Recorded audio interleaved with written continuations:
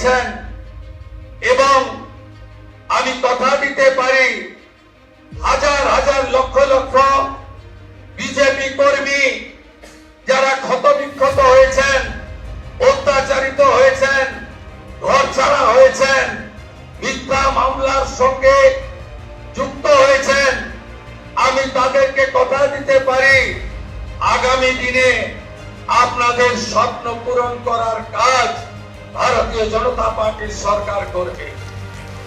আমাদের নেতা নরেন্দ্র মোদীজি যে যে গ্যারান্টি দিয়েছেন সব গ্যারান্টি পূরণ করার কাজ ভারতীয় জনতা পার্টির সরকার করবে। দেখতে থাকুন বাংলা জাগো।